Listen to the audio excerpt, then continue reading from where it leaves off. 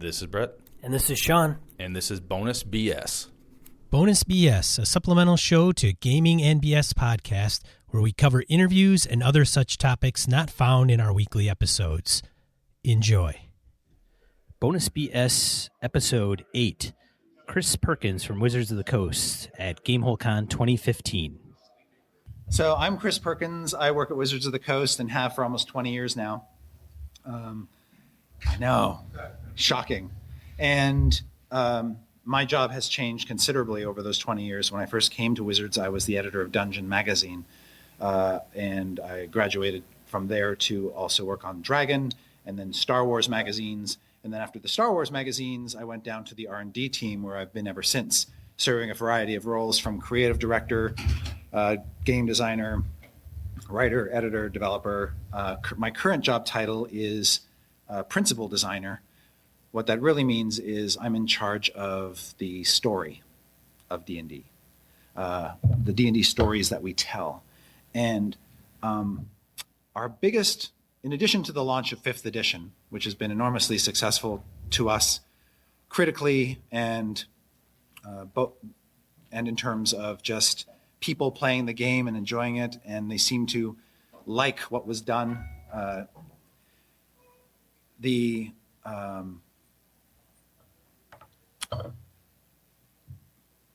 My job and the job of our team going forward is to try to make sure that anything that we do that ties to D&D is firmly rooted in story first.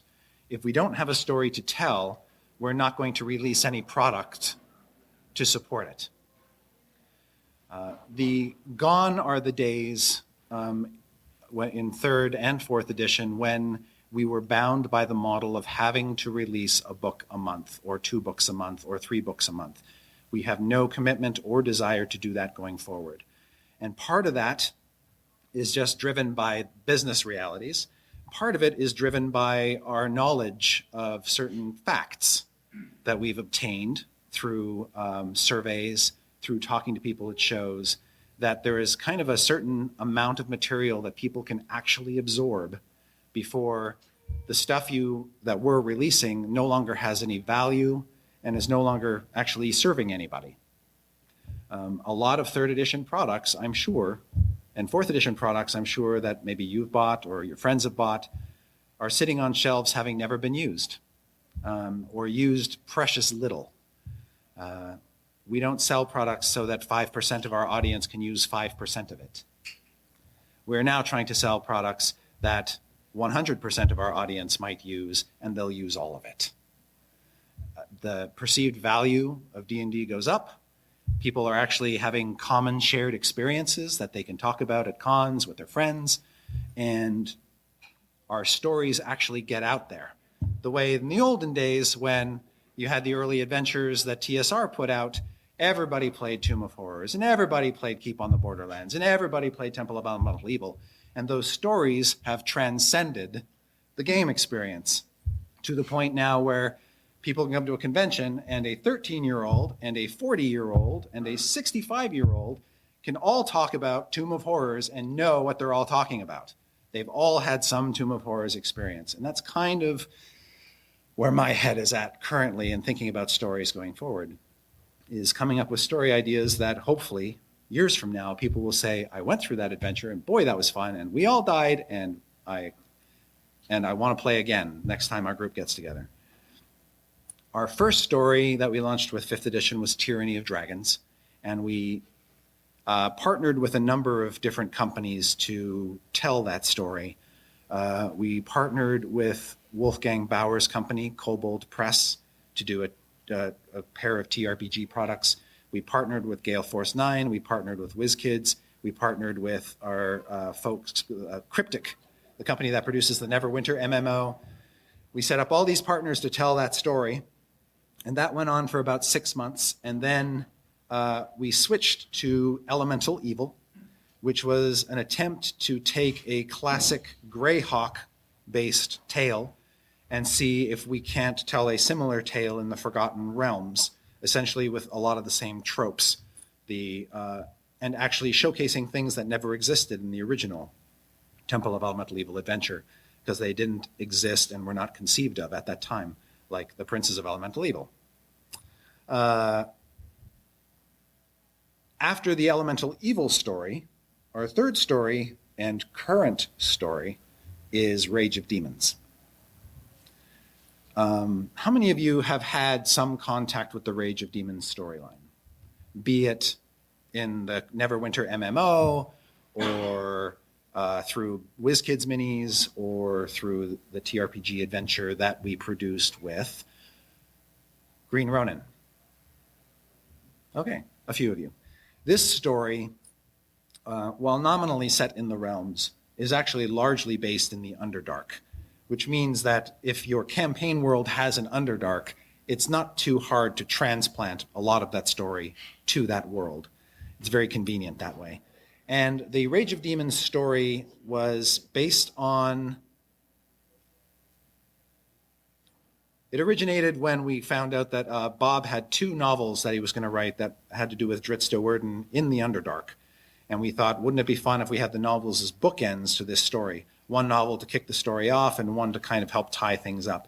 And what story would we tell in the Underdark, which we hadn't visited for a little while. We also wanted to go to the nostalgia well again, like we did with Elemental Evil, and find villains who had existed in the game since the dawn of the game. And so we went back to the original monster manual, and we grabbed Demogorgon and Orcus and Yinoku and who's the other one in that book? Dweeblex.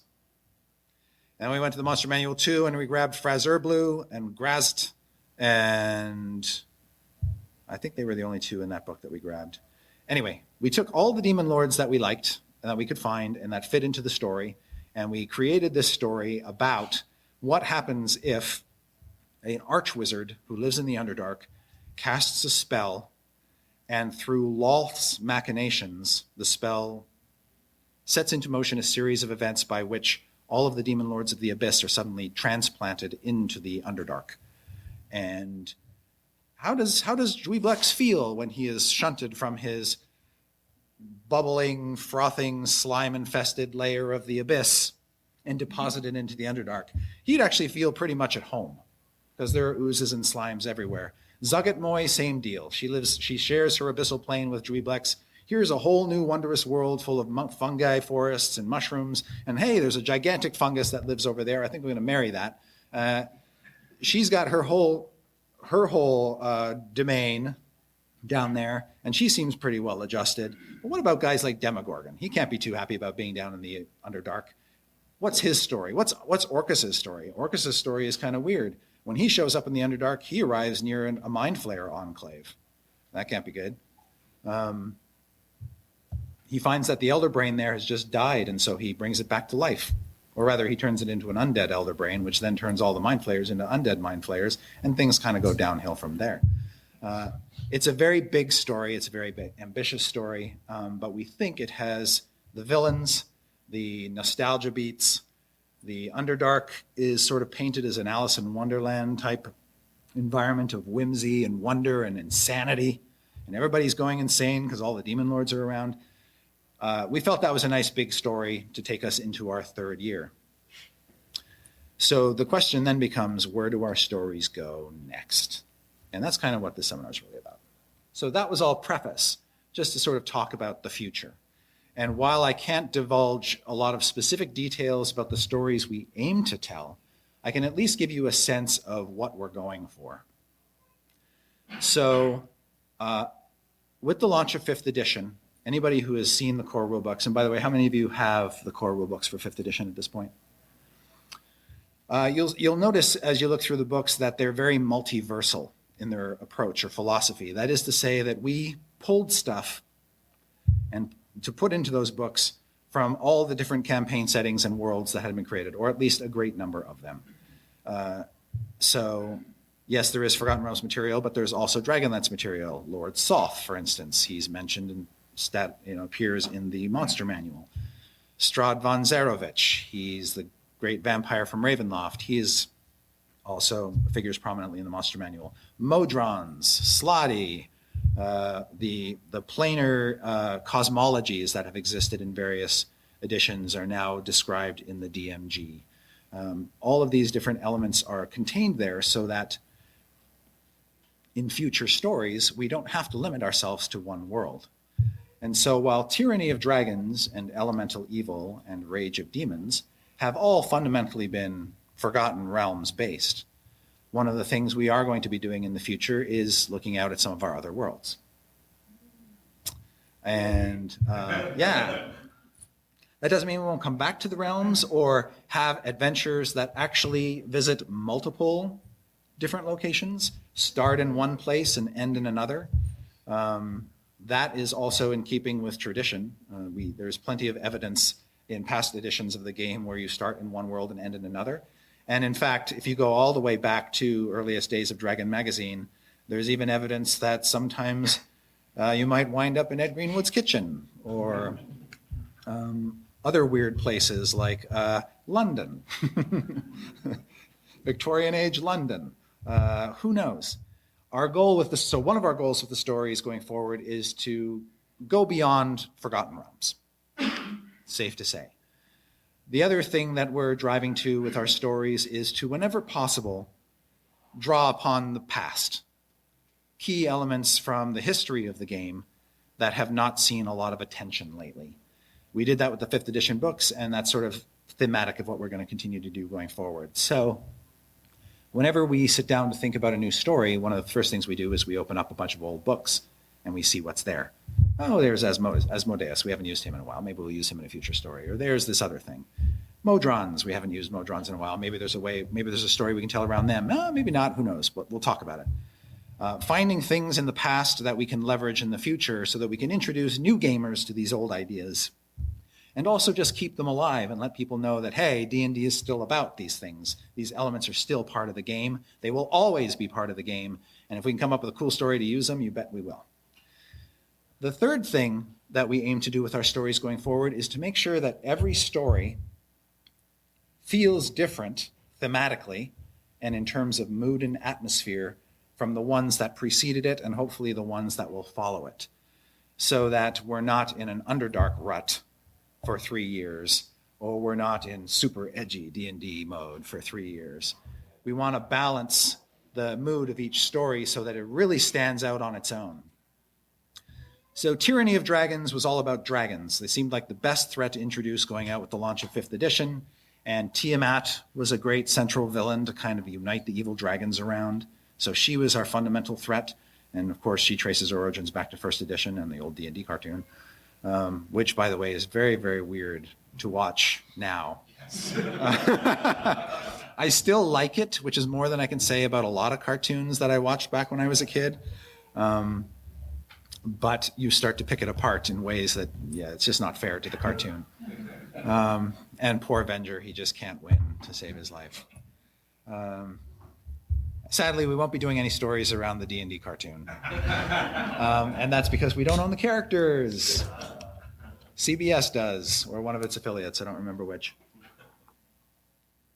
So the third thing, apart from nostalgia and apart from visiting other worlds, the third thing is really to make sure every story stands on its own and feels like a unique entity and feels different from everything that's come before. So the story that follows Rage of Demons is not going to be anywhere near the Underdark.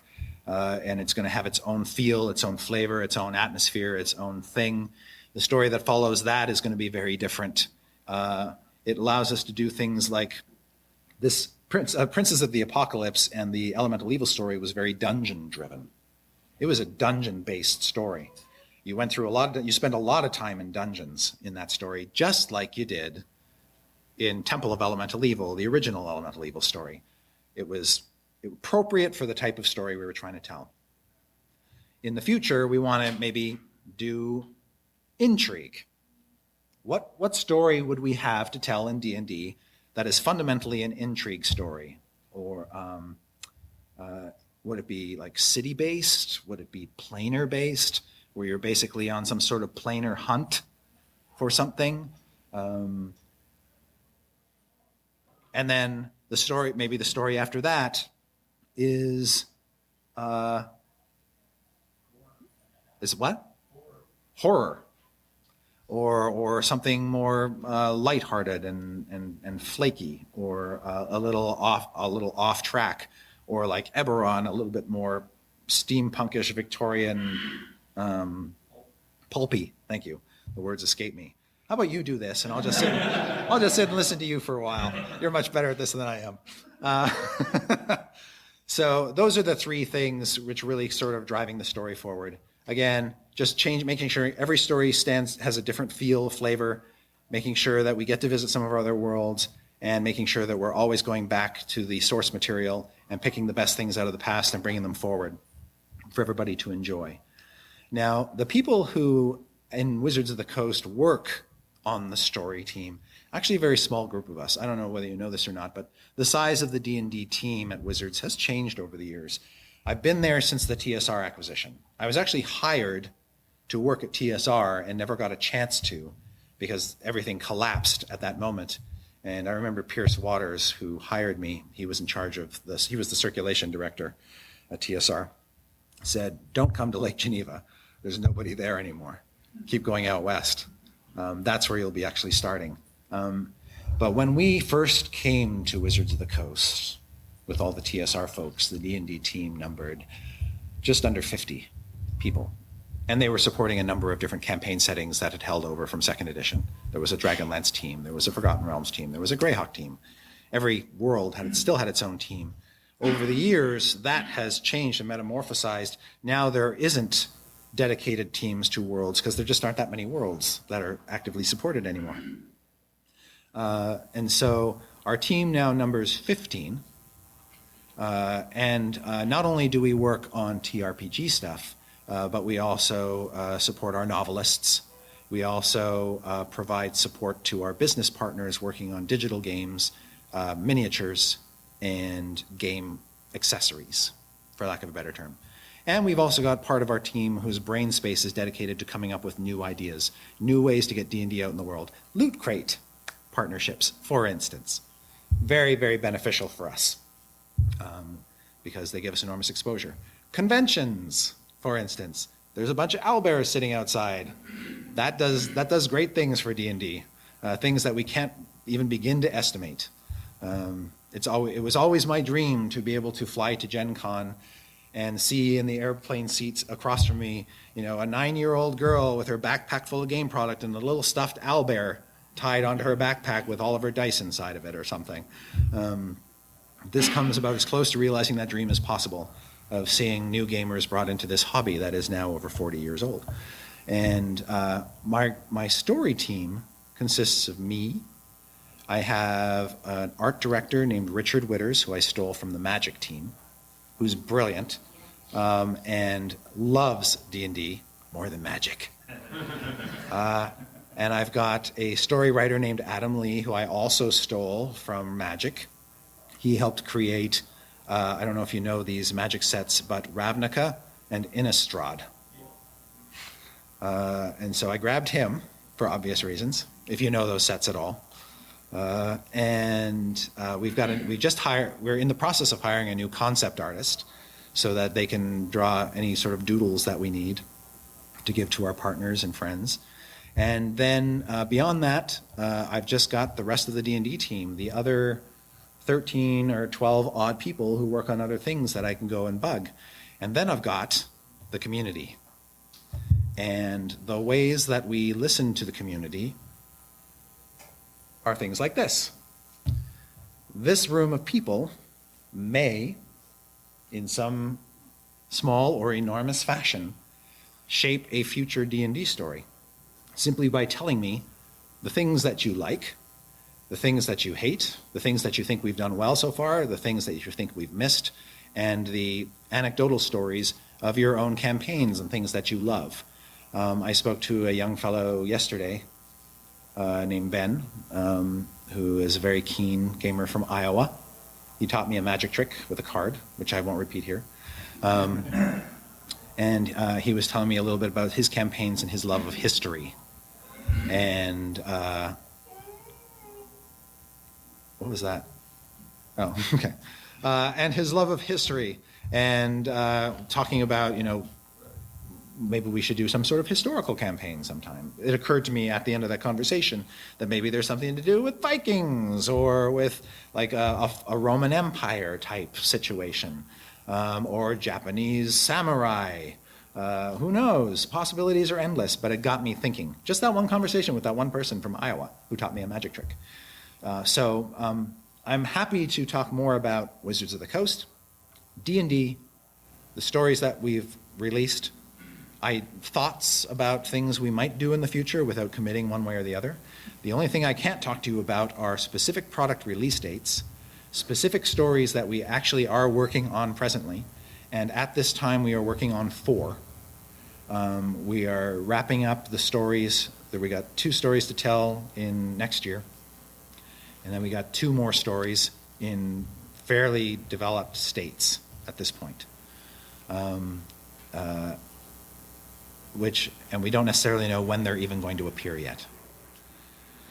So with that, I open the floor to questions. Any questions about D&D stories and whatnot? Yes, sir. Oh, microphone. You've talked a lot about the stories that have been released thus far, and in my mind, they're more campaigns. You started at a very low level and you progressed to a very high level. Classic first edition modules were very, very small, very, very light. Anybody could pick them up and run them. Is there any thought of doing more of that? Is that not something that has been well received in the past, or maybe something that you're investigating? With regard to the shorter modular adventures, we are doing that, but we're doing it now through Adventurers League. So our shorter module adventures are all sort of Adventure League adventures. You can play many of them here. You can also download them. Because we've discovered that because now we're using our stories are these experiences that are meant to kind of last for a period of time. Our typical stories usually have a marketing plan associated with them that runs about 4 to 6 months. We've discovered that that's actually good for us because it gives enough people the chance to discover it and experience it and then talk about it before they get taken off on the new thing. And part of the goal with the stories is to bring people together and give them common experiences. And the shorter, more modular things tend to be fleeting, and we don't get that resonance over time. That doesn't mean that we don't think they're important, and that's why we have them in our Adventurers League. The other challenge with them is when it comes to actually selling modules, their presence on the shelf is significantly less. When they're shelved in, they don't have spines, they disappear, they get lost more quickly. The stores that buy them don't give them as much credence or as much weight. Whereas when we release a bigger book or a box or something that has a little bit of oomph behind it, it tends to get the stores and the distributors more excited, and it tends to give us a bigger build-up. People get more energized, they start saving money for it. They know that they won't have to buy 6 things from us, they can just buy 1. And it means that we can release fewer products and just focus more attention on them. And a lot of that is driven, I think, by kind of like a World of Warcraft model. You could imagine Blizzard releasing 6 expansions a year. They don't. Why not?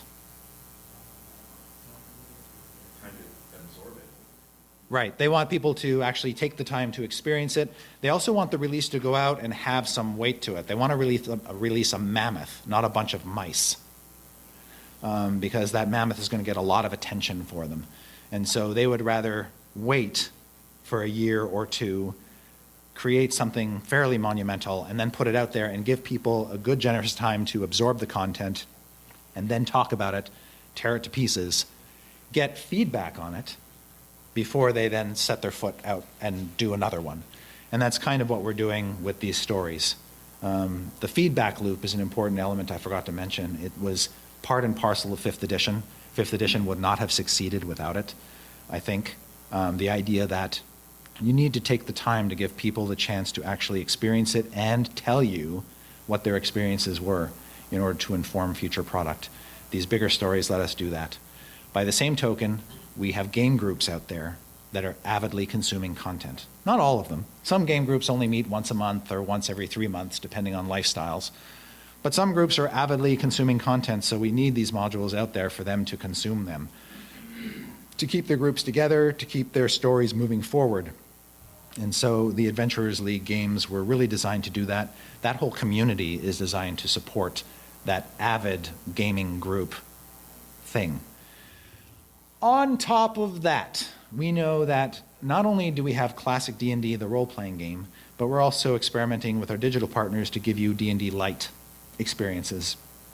And it's better for them, they have told us, it's better for them to tie their product and their marketing efforts into a big story than into something small and fleeting. So N-Space with Sword Coast Legends, Cryptic with Neverwinter, previously and currently Turbine with DDO.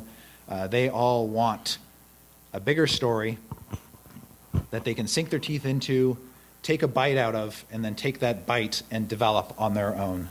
It's just better with the bigger stories than with the modules to do that. Very long-winded answer to your question. At this panel last year, you teased us with that what Rage of Demons ended up becoming was an Alice in Wonderland-like tale. So you didn't give anything away, but it really got my juices flowing. Like, what is that going to look like? It's obviously very appropriate that you're wearing the Mad Hatter's hat right now. Yes. So my question to you is, can you give us a kind of tease as to what, once again, no specifics, but what is it that you're going for with the next story that's going to be different, as you mentioned before, as much as you can? That's a tough one to answer. And to a certain extent, obtusely, I have kind of already answered it with the 3 things I called attention to. One could speculate, based on what I've told you, what might happen. To give you some of the ideas, I do tease things. Let me think if I can give you any information about the other one without actually giving it away. We do have an upcoming story that does go back to a past adventure. And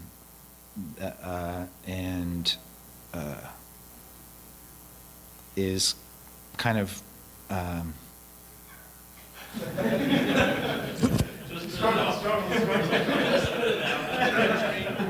yeah. Promise we won't tell. This isn't being recorded, don't worry. Doesn't feature dragons, so it won't be anything from the Dragonlance saga. Let me think.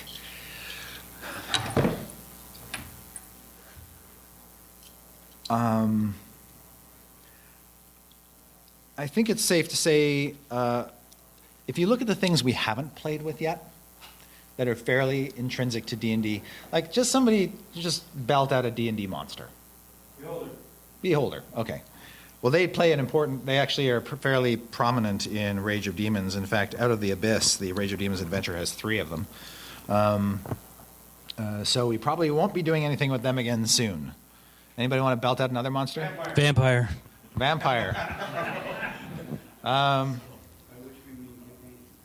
By which we mean Githyanki.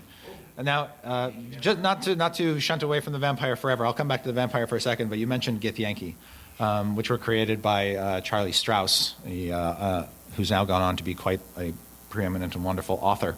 He also created the Slotty, by the way. Bit of useless trivia. But I had an interesting conversation at the office with Matt Cernet, who's our sort of lore guy at Wizards. He basically looks at all of our product to make sure that we're not saying anything that's not true in the world in which they're set. And we had a long conversation about Githyanki, because they're really fascinating, well-developed creatures who, in order to mate and have children, they have to leave their home plane, because the astral plane you don't age. And so you can't have children there. So they set up these creches, these little remote hideaways in the material plane to have their children, raise them, train them to be merciless killers, and then bring them back to the astral plane. That is an interesting nugget. We can do something cool with that. I don't know what it is yet, but I hope we can do something cool with that. The vampire. has been around in D&D. It's not a unique D&D monster by any stretch, but we would be remiss if we didn't do something with vampires at some point. You can almost assure you that we will get around to doing that.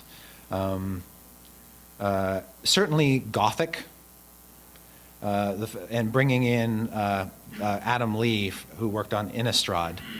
Gothic and Victorian, that sort of feel, I think, is ripe for plunder. It never seems to go out of fashion. The question is all about timing. When is the best time to do it? When is it going to surprise and delight the most people? That's another thing about our stories, is we don't want to be predictable. In fact, we've even changed our whole release plan so that we don't even tell people. Like 5 years ago, Wizards used to tell people a year in advance what products we were releasing. Now we don't do it until literally months before it comes out. Part of that is simply shock and awe. And because we've sort of evaluated how long we can keep people's excitement. Turns out we can't keep people's excitement for a year. There are too many other distractions in the world today, too many other entertainment properties competing for people's attention. But 3-4 months, perfect window. Perfect window. People can remember and stay excited for 3 to 4 months about something. So, doesn't say much about us as human beings, but whatever. So be it. So yes, vampire, classic monster. Yeah, we'll do a story with vampires. Any other classic monsters? Giants. Yeah, we'll do a story with giants. Giants have always been classic D&D monsters. Hopefully we'll figure out the best story for them, the best vehicle to tell them in.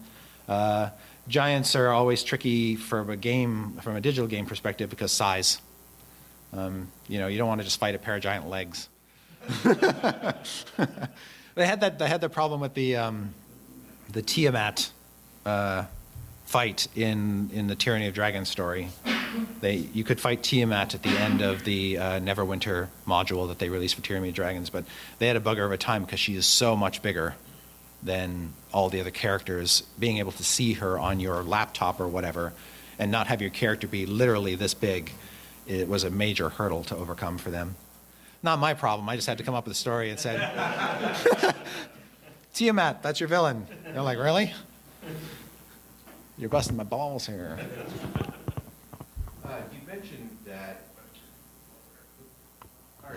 You've mentioned that as part of the design team, you like to go back to older worlds and modules and grab inspiration from there, like you mentioned, Lord Soth and Strahd. Is there any particular module or product you feel might be underserved that you just personally would love to go back to?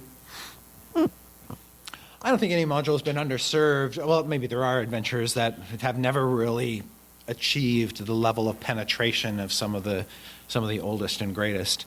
I have always had a hankering to go back to the A series. For those who don't know, that was the Slave Lords series. But I don't really have a good story idea for that one yet. I'm trying to think of another one. I think back to the old adventures of my youth, and there are so many good ones, but I just don't know if they're ripe. Like, for instance, Hidden Shrine of Tamochan is a great adventure.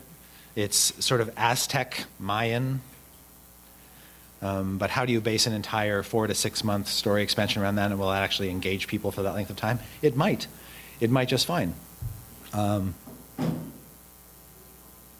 fact, maybe... Yeah, I got this one solved. Don't worry. Okay. As long as you don't mind dinosaurs showing up.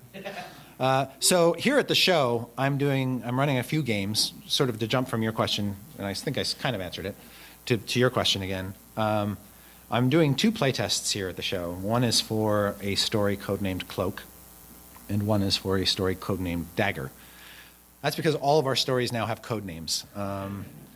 We do that to confuse ourselves. Seriously, it's a source of endless contention at work, but they are somewhat necessary because we have to submit all of our story titles for trademark search.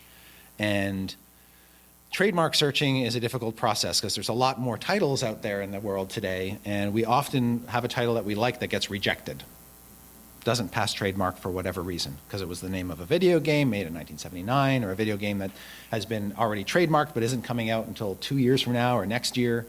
It was getting harder and harder and harder to come up with names.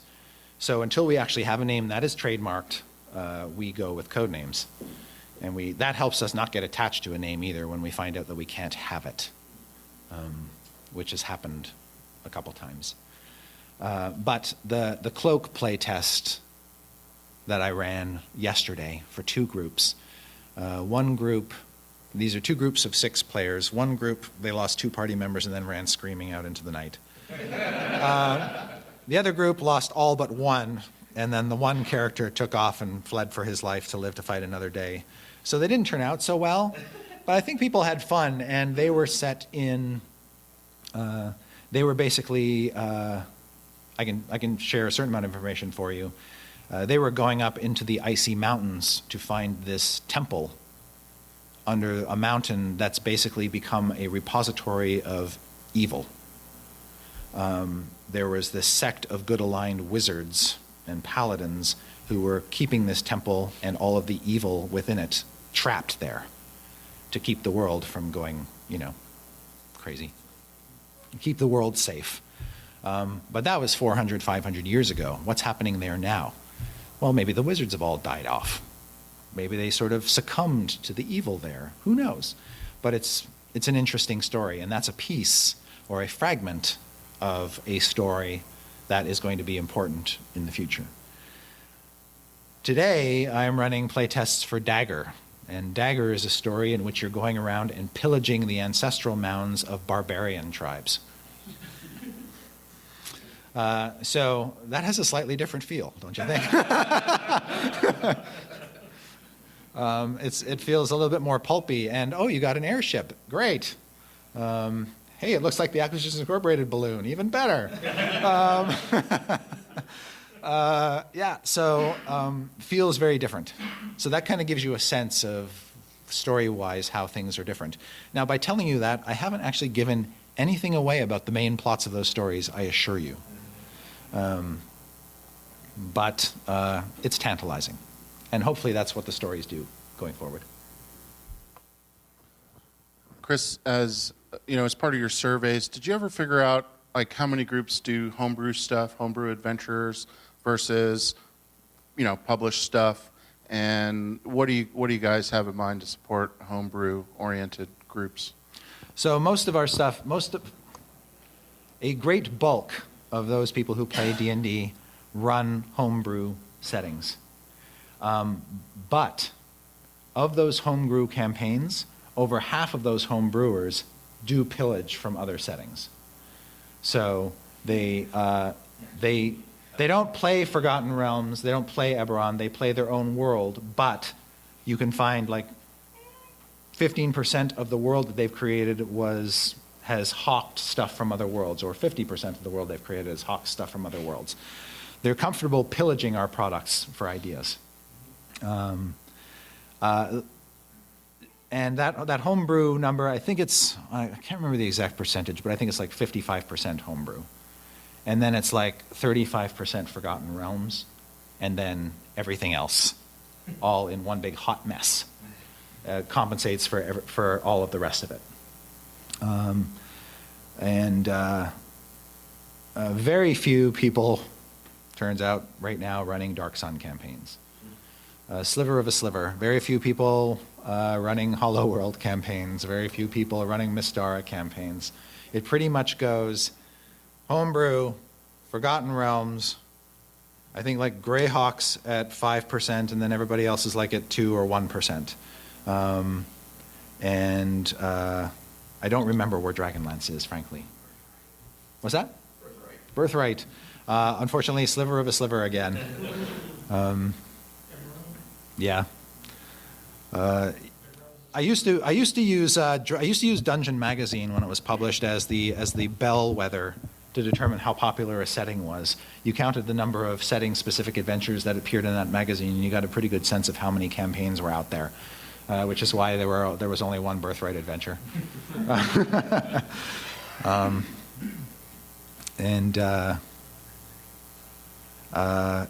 So what are we doing for home brewers going forward? Well, good question. In this past year was a very busy year for me because in addition to doing story development work and in addition to doing helping out with our business partners and stuff, I actually did a lot of writing this year, more writing than I have ever done for Wizards of the Coast. I've written probably a total of about 666 pages of material this year to go in a variety of different products, most of them RPG products. 2 books worth, basically. 2 adventures, specifically, plus some other ancillary materials. And certainly in the adventure I just wrote, there is a big section that talks about how to adapt to other worlds or how you pull stuff out of this for homebrew and how you strip away the labels to make it compatible with your setting. The advantage is that this product is so like Dwellers of the Forbidden City or Against the Giants or the Ghost Tower of Inverness. You can literally drop it in anywhere. Anywhere.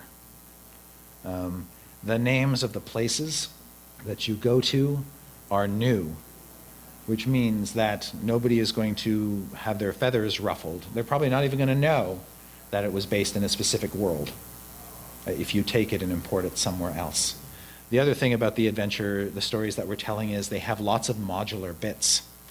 They're almost like 10 stories within a story, which means you can break off a tenth of it and basically run that as in your campaign for the next 2 months. They're designed to be very homebrew friendly.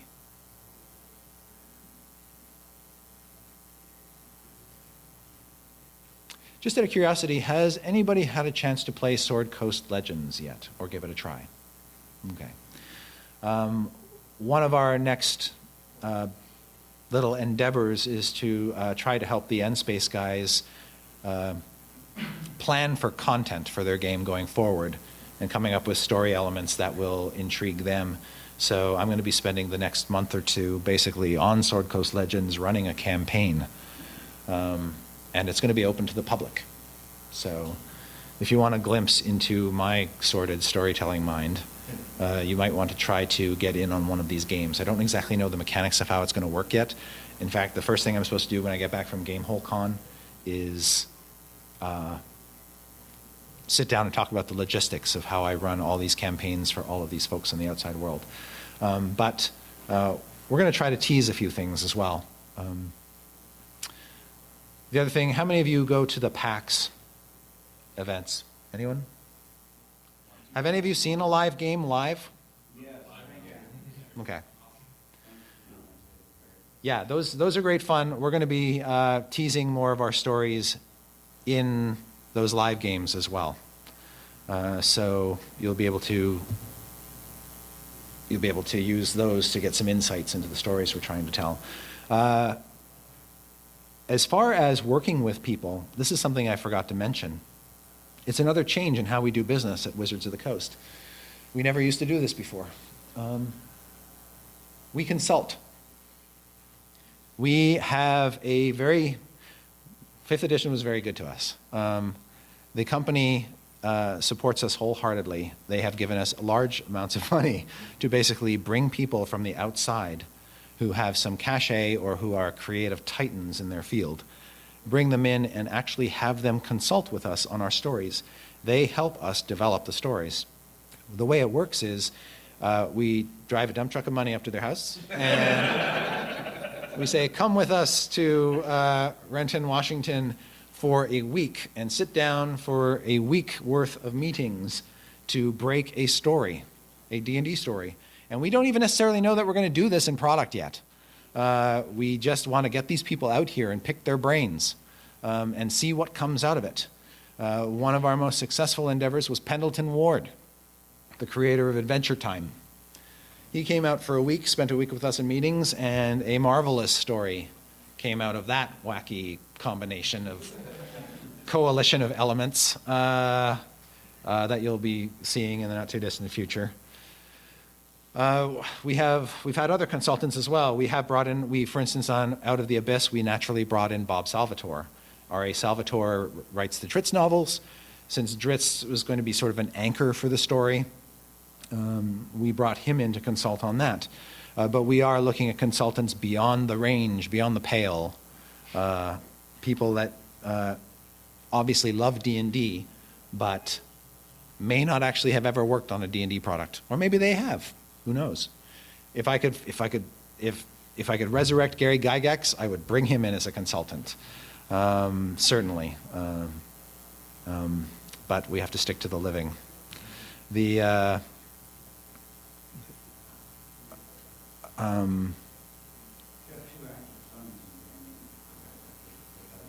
you got two what? Ah, yes. And yes, they are wonderful men. And Frank Menser, another brilliant creative talent. And if we had hit upon this idea back when we were doing Elemental Evil, we would have asked Frank if he wanted to participate. Fortunately, we didn't really hit upon it until recently. So a lot of the consulting efforts that we're enjoying now, you won't actually see the fruits of until next year. I think that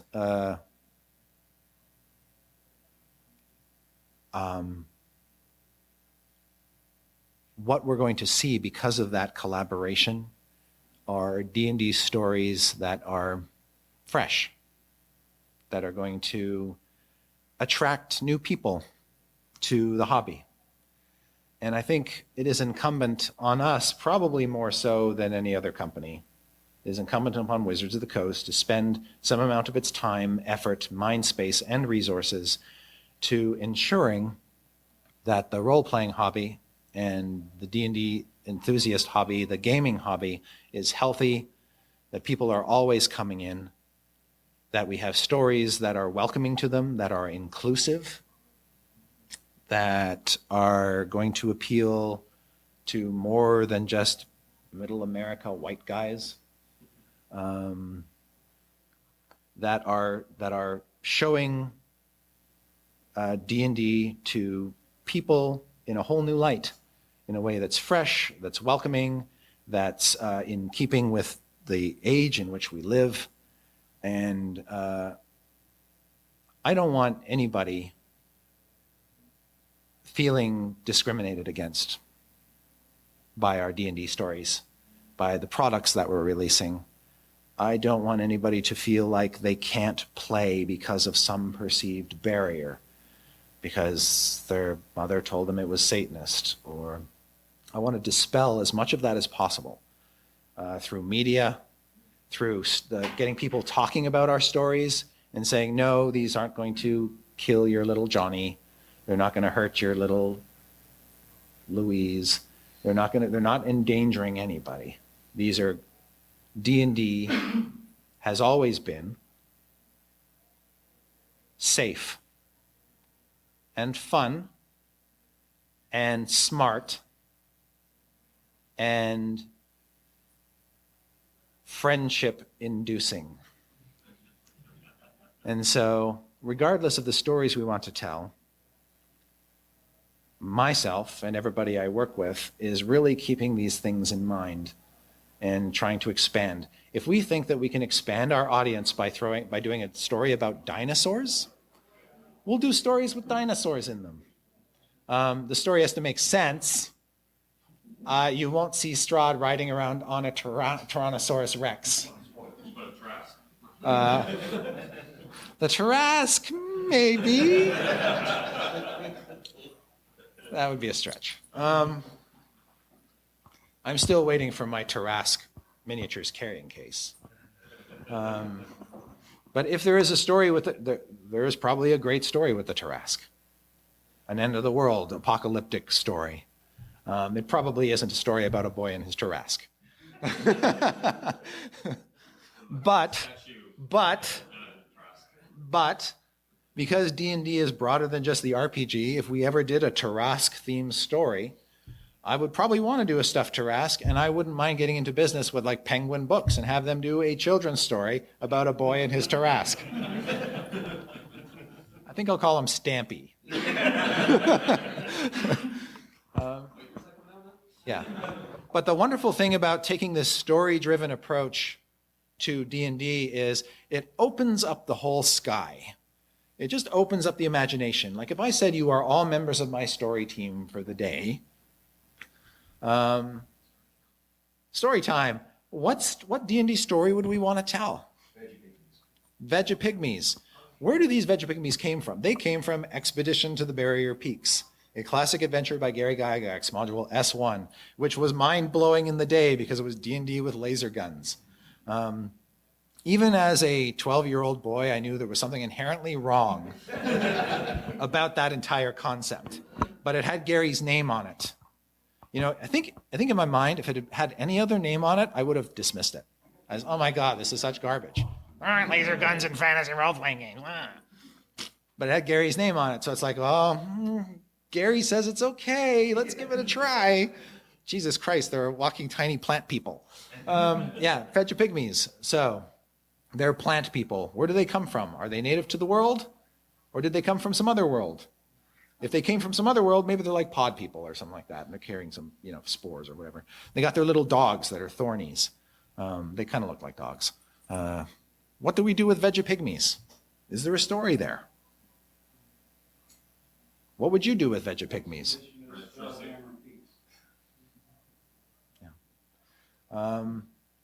There's things that have been introduced since Expedition to the Barrier Peaks that have added more space elements, like the whole Spelljammer campaign setting, which I don't dismiss because I ran a Spelljammer campaign for 5 years. But could you fuse those in some way? So now you've got plants in space. Or maybe the Vegapygmies come on a ship and it crashes in the middle of a city. And all the Vegapygmies get out. And, all of people make Christmas trees out of them. That's where the story begins to fall apart. But if you pick Vegapygmy as a serious monster that you want to entertain in a story, people are automatically going to look at it and say, it's a dumb little plant creature. So you can either fight against that and try to go dark with them, paint them in a sinister light, like creeping vines, kind of twig blighty kind of creatures skulking around in the night, stealing children or little, people. Or you go the other way and whimsical, crazy, fun. Yeah, they're plant creatures, and yeah, they got albedo screens, and they're throwing stun grenades. Which way would you go? Raise your hands if you would go with dark, ominous plant people. Raise your hand if you would go with grenade-throwing people. Okay, we're about equally split. So you go both. You could. It could, but then anybody coming to that story is instantly feeling like they're being pulled in two moods. It's like putting clowns in a Call of Cthulhu story. You're all I'm saying is you're riding a line there, and depending on your DM, it can go either way. It can go into total silly, killer clowns from outer space kind of stuff, or it could actually work if tentacles are bursting out through their mouths and things. And so my point is that when we sit down to do a story, if we decide that we're going to marry that story to a creature, we have to think about what the mood of the story is and which way we're going to go and how easy is it, how many people we think we're going to pull in that direction. Are we going to be able to make Vegapygmies scary? Yeah, we sure could. If we go silly, how far do we go before we start to get a little too ridiculous? Because there's Dungeon Land, which is a beautiful adaptation by Gary Gygax of an Alice in Wonderland story, almost a literal adaptation. And then you've got Castle Greyhawk, WG7, where you're running around in a jumbo jet killing bee people, or giant bees. and you're on Mordenkainen's magnificent movie set, which is like borderline ludicrous. Whereas Dungeonland actually immersed you in the world of Alice in Wonderland, and you felt kind of scared when the Queen of Hearts showed up. You never really feel like you're in a regular D&D game with Castle Greyhawk because you're on a movie set. Or you're running around in a jumbo jet. There's a line to walk there. And as storytellers, the success of your story hinges on whether or not you can carry your audience to the end. And one of the other things I want to mention about our stories going forward is Tyranny of Dragons, the TRPG products that were released for it, took you from levels 1 to 15. Elemental Evil, same, 1 to 15. Out of the Abyss, our Rage of Demons adventure, 1 to 15. We're going to be changing up that model in the future. So you may see future stories that are strictly low level. You may see some that are sort of set in the middle. You may see some that are set at strictly high level. Or you may see a story that can be told at level 3, level 10, and level 15. We're going to change that up for a couple reasons. One, we don't want to be boring and predictable. Two, we've discovered that even when we give people 4 to 6 months to play an adventure, they won't necessarily get to the end. Tyranny of Dragons, most games did not make it to the end. Elemental Evil, most games did not make it to the very end. Out of the Abyss remains to be seen. So for the next one, we're going a little shorter. And for the one after that, we're going a little shorter still. That doesn't mean the products are necessarily getting tremendously shorter. It just means that, for instance, one of the upcoming products that we're doing is enormously replayable. It's a short adventure, but you can play it 200 times and never have the same adventure twice. That's what it stands for. Something like that. Yeah. So totally different model. And I think people are going to get a kick out of it, which means in the course of that 6 months, maybe they'll pay it twice. Maybe they'll play it 3 times. I don't know. But they'll have lots of time to finish it, which means that the players are actually going to see the end of the story.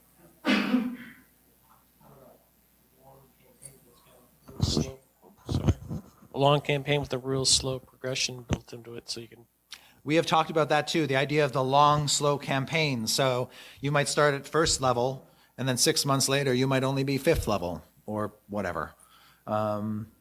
Yeah, that we definitely would like to experiment with that. I think a lot of people like that because lower level play for a number of people is inherently more fun.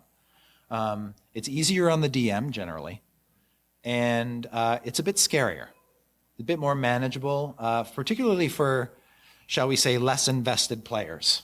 They don't have to become quite the high-level rules masters.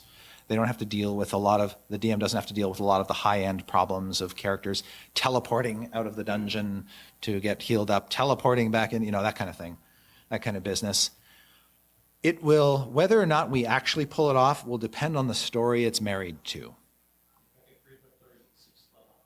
Yeah, because you don't want it to feel artificial, and you don't want the players to be like, oh my God, why haven't we leveled up yet? You have to be able to hide that or disguise that or let the story convince them that this is the right progression, that it feels right for the story you're trying to tell. So if you wanted a long, drawn-out, say, maybe it's only levels 1 to 3 or levels 1 to 4 or 5 or something like that campaign, where you're never going to become seriously high level, but you're going to have a wonderful story to tell, and it's going to last a good long time. What sort of story might that be? It could be all about politics. And so you only advance in levels when certain milestones are hit or something has happened to change the situation. Intrigue stories are tough because there's always somebody in the party who wants to play the barbarian and just kill everything. You can't go to the masquerade ball with that guy. It's not going to end well, and you're never going to find out who the killer is. It's the barbarian. But political intrigue stories are are a hallmark of my own campaigns. When I run home campaigns, they are almost always political intrigue stories these days, because I have I consider myself a fairly sophisticated DM, and I love politics. Love politics. And political machinations, and not knowing who is the good guy and who is the bad guy, and baiting the characters into thinking one is the villain, and then getting them to actually work with that villain.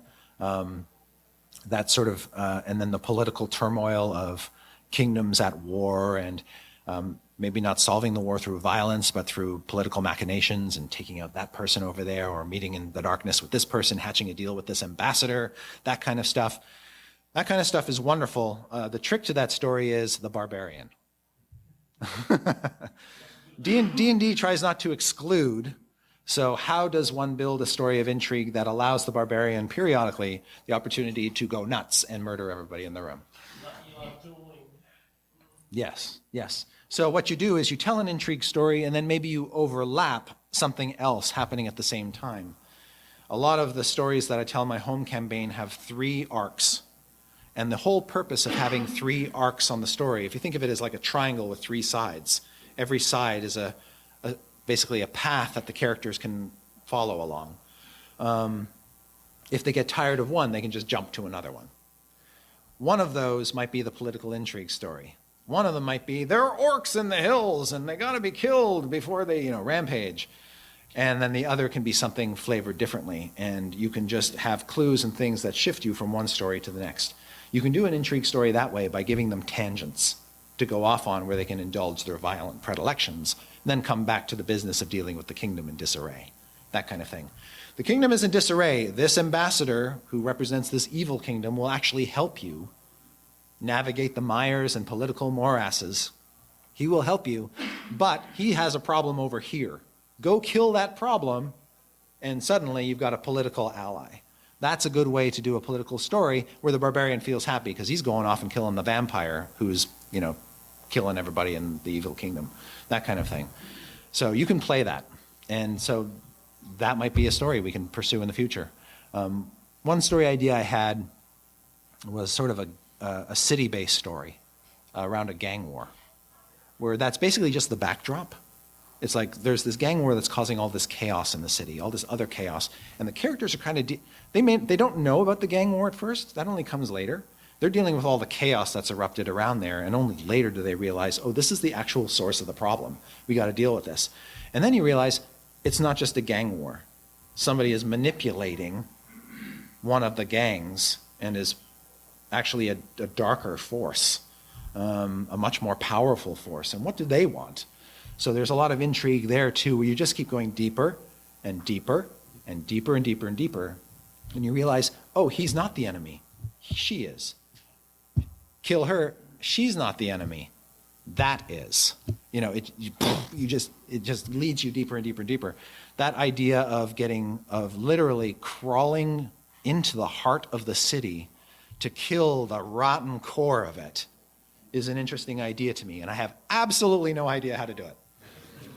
And make it so that any DM, anyone in this room could run it the way it needs to be run. That's the hard part. About dungeons are easy. Go left, go right, go straight. A city, terrifying for a dungeon master. We want to sit in the tavern and get drunk all day. Okay. All right. A troll shows up. He's wearing a hat and a cloak. Sorry, I'm talking too much. Any other questions? Sorry, right there? Oh, right there with the microphone. Yeah. No, just real quick. You released the first non-specifically story-based book in Sword Coast Adventures Guide. Like, it's not a story in and of itself. We did. So I'm curious if everything, because it is story-driven from this point forward, will we see more books akin to that will be about the world of which the story is based in, or, especially if you do another Forgotten Realms story, it'll all of a sudden be in Chult, or it'll be in Thay, or, Dalelands, or so on and so forth. Sword Coast Adventurer's Guide is Like you say, it was designed to give people a bit more information about the Forgotten Realms because we had told a number of stories there. This was born out of feedback.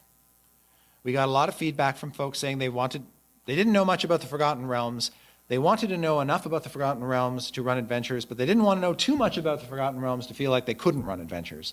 And that's been a big problem with the Forgotten Realms in the past to some DMs and some players. There's just so much history, so much lore, so much canon to wrap your brain around. It can be daunting. So the trick there was to try to distill it down and to make it manageable. Time will tell if it succeeded. We don't have any feedback yet to know. We don't know sales yet. We haven't got much feedback of substance because people are still digesting the material and playing with the character options. The character options bit in there was just to acknowledge that there are wacky things in the Forgotten Realms that are fairly prominent, like half-drow. So if you're going to play a Forgotten Realms campaign, here's some information about half-drow. Probably don't need it if you're running Eberron, but whatever. So will we do more of that in the future? Yeah, I think that in part of our goal is to surprise and delight. If all we did were big adventure books, that wouldn't be surprising. So the question is, what is the next Sword Coast Adventurer's Guide? Who knows? I don't know. It's a combination of what do we think people are asking for, what do we think they actually need, and is it different enough to kind of stand on its own merit? Because like you say, it's not specifically story focused. It's world focused. But let's say we did a Greyhawk adventure. Greyhawk has been out of circulation now for how many years? Good answer.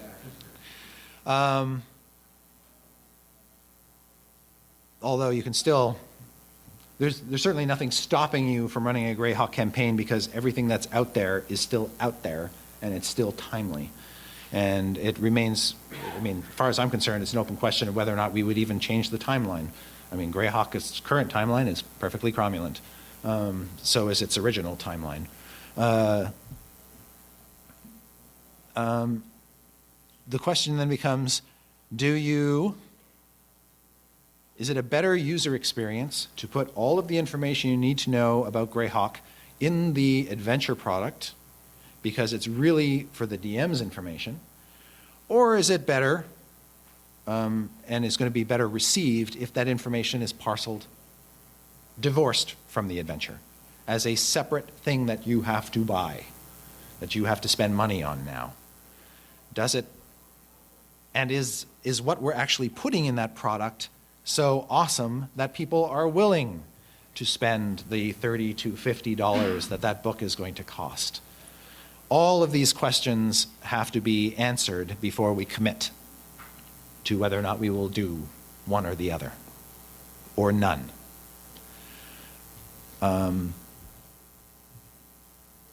If we were to go back to Greyhawk, say, in a future story, how would we go back? Would we go back to the original World of Greyhawk Gazetteer, that timeline, pre From the Ashes, pre-Greybox, Greyhawk Wars? Would we go to the present timeline, which is after the Greyhawk Wars? Or would we go to a future timeline?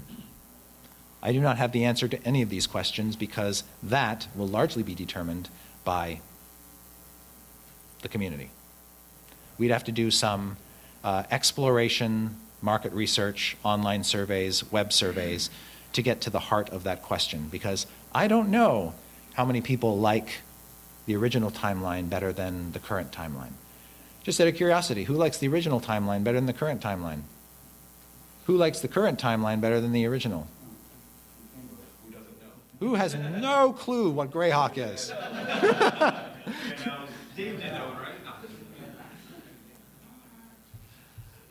The other challenge we face with Greyhawk, speaking honestly, is that it is D&D at its most core.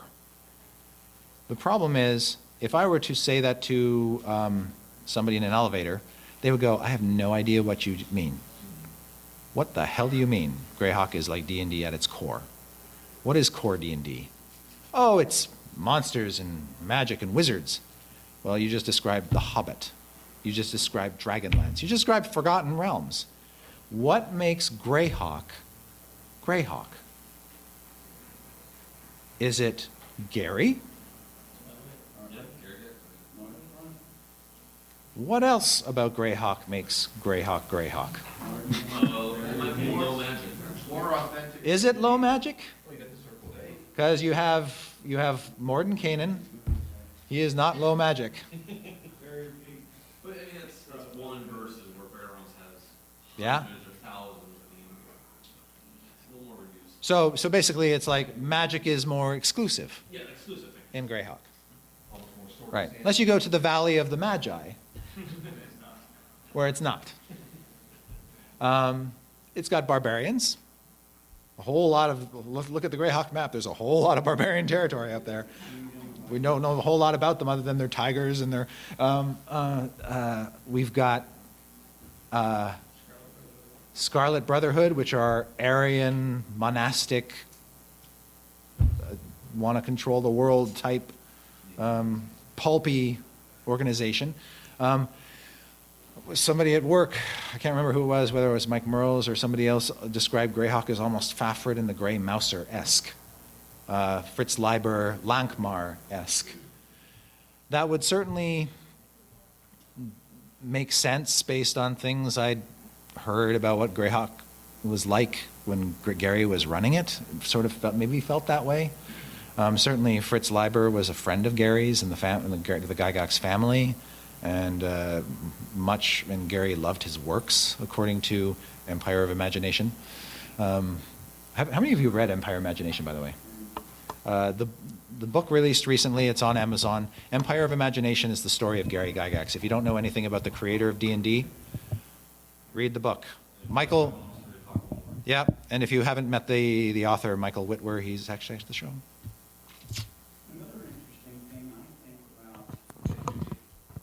I think another interesting thing about Greyhawk as the setting, as the world, one aspect of it is you have a kingdom ruled by an evil demigod. So Yes. that's something. Yes, that is something. Now, you just hit upon something that me as a story creator instantly latches onto, and that is you found something unique about this world that other campaign settings really can't boast, at least not to the extent this one. Greyhawk has Ayuz. Ayuz is this half-demon tyrant who's, yes, and it has these very strong kingdoms. Forgotten Realms doesn't. There are only a scattering of real kingdoms in the Forgotten Realms area. There's Cormyr, that's the biggest one. There's a few other small ones like Heartsvale, and they're scattered around. There are kingdoms all over Greyhawk. And the Tyrant Kingdom is certainly a big thing on Greyhawk, and I could instantly see stories there. We might, in a future Greyhawk product or story, if we did a story about Greyhawk, one of the things I'd be sorely tempted to do is focus on Ayuz. Say, I'm not going to give you the Greyhawk campaign setting.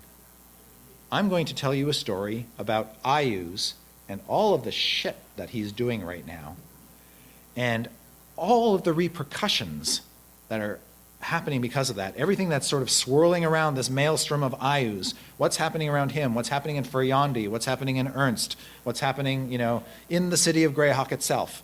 And I'm going to focus on these locations and these characters and these figures, and it's all going to tie into Ayuz. Ayuz is going to be the glue that holds this story together. And if something has nothing to do with Ayuz, it is not going to be in the story and it is not going to be in the product. Boom. Out. If you want to know more about the Great Kingdom, go pick up the old source book on dndclassics.com as a PDF and read about the Great Kingdom, because we're talking about Ayuz, and he's doing something really bad, and these kingdoms are going to come at him, and what are we going to do? Are we going to have a war? Is it going to be a war story? Are we going to have battlefields? Are our characters going to be field marshals? Is it going to be like the Battle of Emrity Meadows all over again, but fought against Ayuz? So much cool stuff to do. Now it's starting to feel like its own thing. Now it's starting to feel like something that doesn't feel like Dragonlance and doesn't feel like Forgotten Realms, but still could be imported into your home campaign. Marvelous story opportunities there. Sorry, getting a little excited here. Taking notes.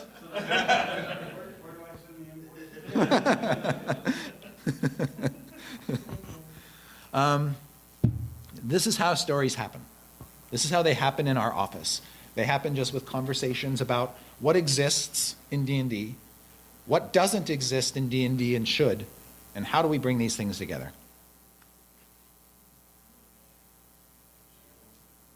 I thought it would be cool to do like a choose your own adventure style book where not even the DM knows how it's going to end up. Depending upon the quest line that the players follow, it could have 3 different endings. So interesting. Like so that. There's like a random element. Yeah. That's really interesting. Yeah.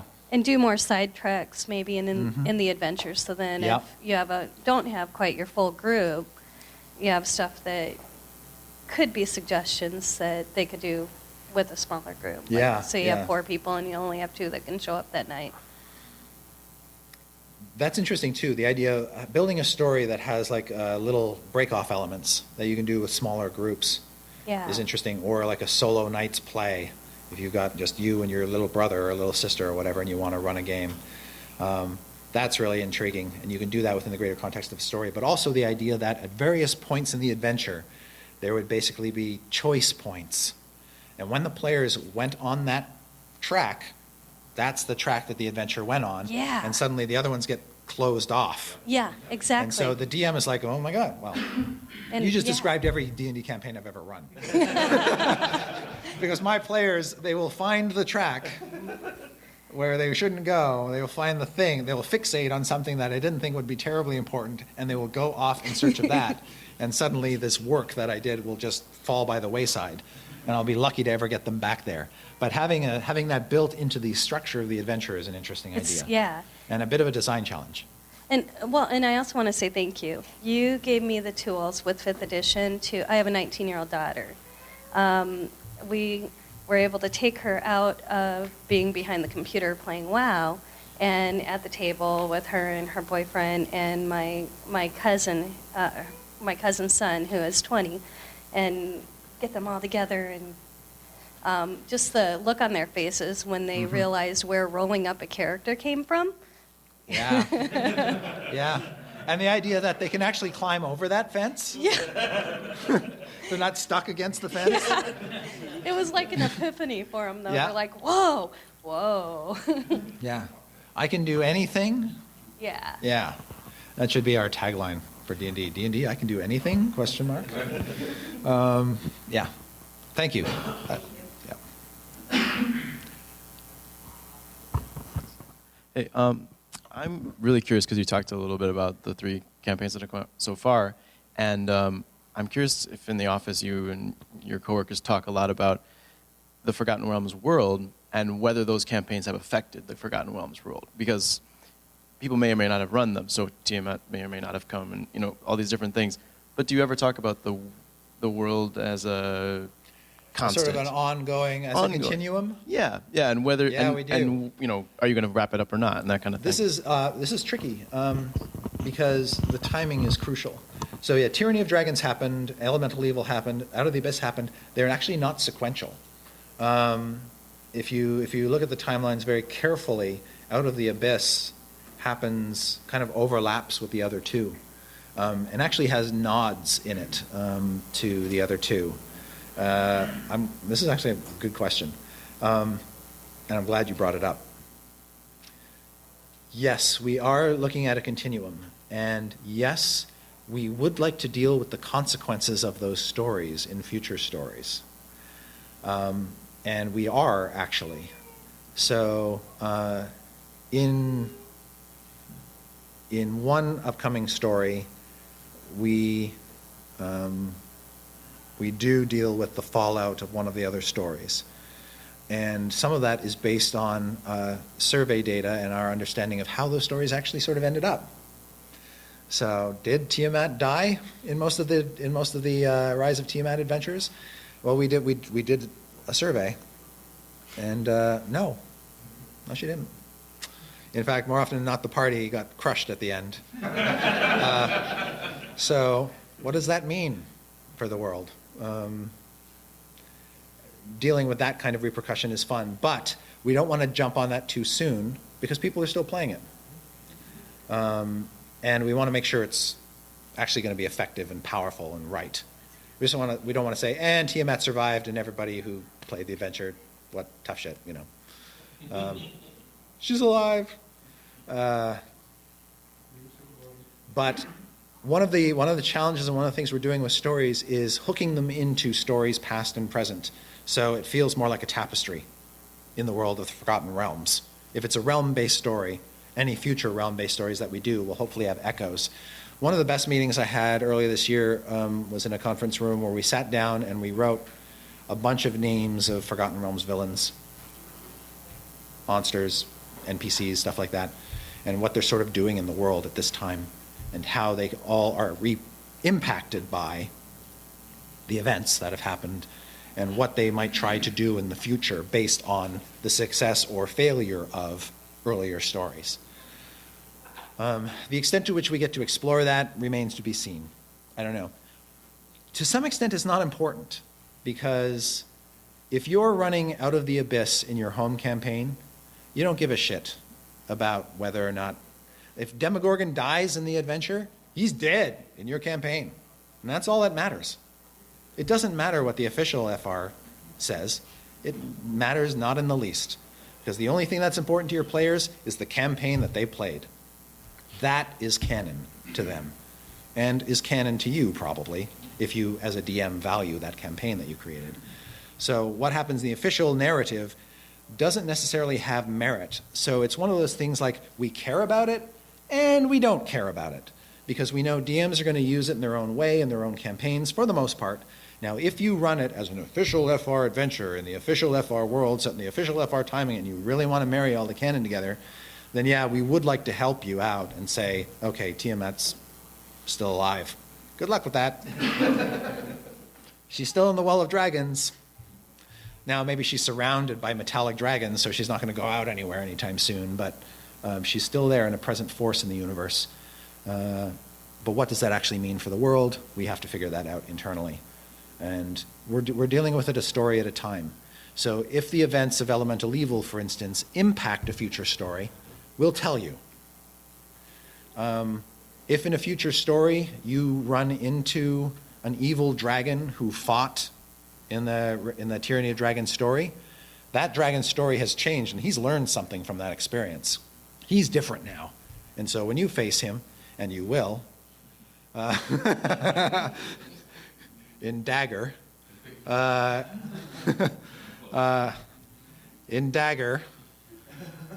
you will meet one of the dragons who was part of the coalition in Tyranny of Dragons. His mindset has somewhat changed by that experience. And his actions will surprise you. Well, not now. Oh no, they will surprise you. They will definitely surprise you. I guarantee it.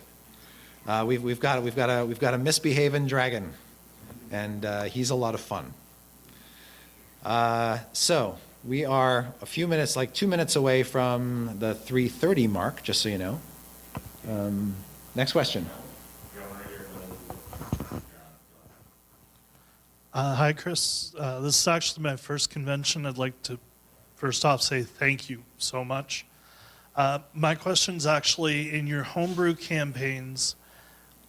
When you're playing, if just as an example for detail, if someone said they're using the spell Aquatic Escape, would you go and say, okay, well, you succeed, you become a fish and you can escape, or upon trying to learn the spell, would you ask like saltwater fish, freshwater fish, what kind of fish?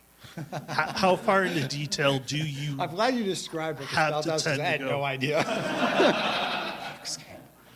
That Flipping was through the my encyclopedia of absolute knowledge. question. Nope, not coming up. Not coming up. Absolute question I said I'd So ask. that's a great question. To what extent do I invest my time and my players' time in certain details?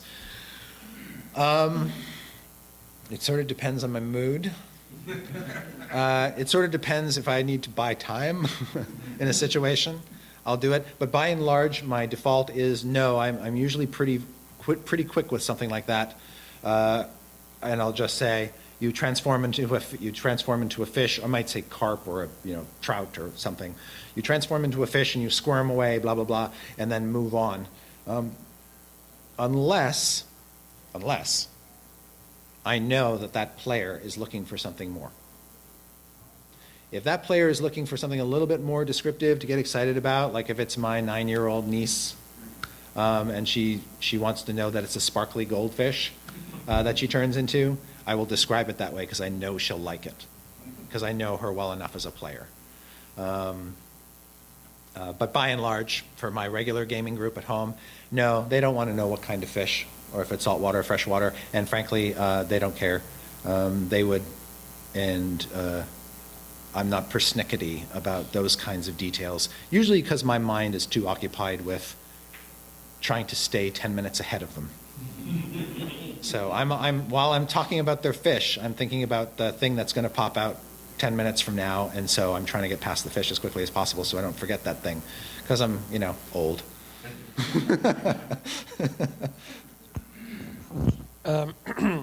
So, have you guys considered doing smaller, looser stories? I mean, Dracula just say is not smaller, neither is Gardner Abbey or Ravenloft, but they had switches that allowed them to be different or looser. It Yes. wasn't always the same-ish. Cloak. The next story is exactly that. Yep. No, you've identified something that we've identified as something that we need to do. So we did it. And we'll do it again if it's successful. It's up to you how many more questions you want to take, Chris. I'll take one more question. Anyone? It'll hopefully be a brief one. I'm just kind of wondering if, with the focus being less releases of more impact, do you find that with the presence of social media, you have a lot more interaction with like the Unearthed Arcana posts or things along those lines? Do you find online you get a lot more Yes. give and take? Yes. We get a lot more, because we're not throwing 1,000 balls into a room and having people describe each ball. We're throwing one big ball into the room, and they're all going, "Oh my God, that's such a big ball. Look at the size of that ball. That ball is so big. That ball is so big, I don't even think it'll fit through the door. I wonder if there's a way we can deflate that ball so we can fit it through the door. I don't even think we should deflate that ball because I'm not sure we can get the ball back to its normal shape again." Like, they're talking about that one thing, and they will do it endlessly, and they will find all kinds of things to talk about that product. So yeah, it is absolutely its social media effect has been obvious and very beneficial.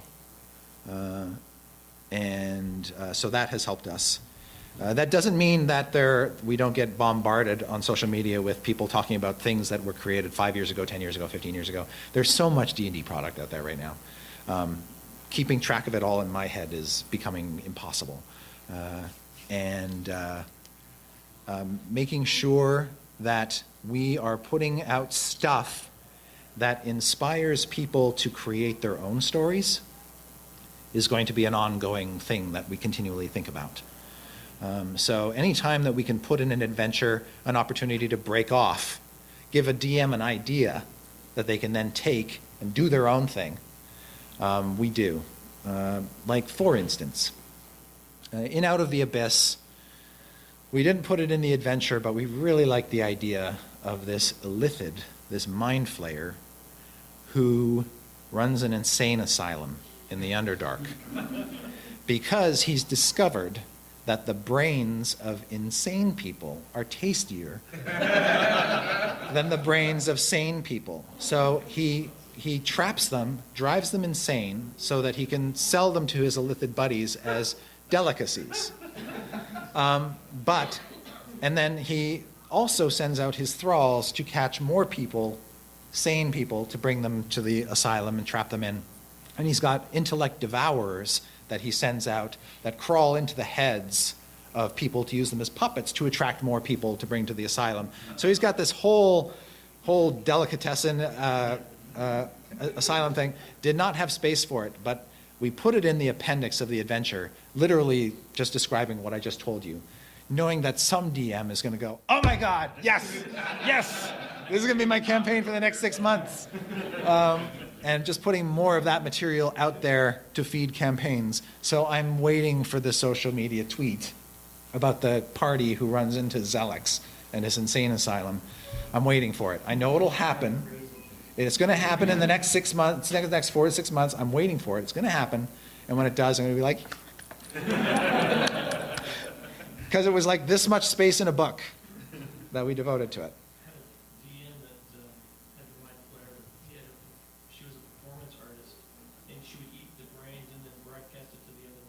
Ah, yes.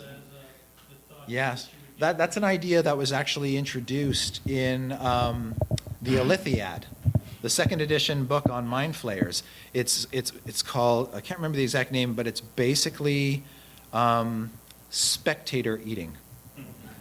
It's like a spectator sport. Yeah. No, it's a brilliant idea. It's absolutely wonderful. So, with that on your brain, we'll call it a day.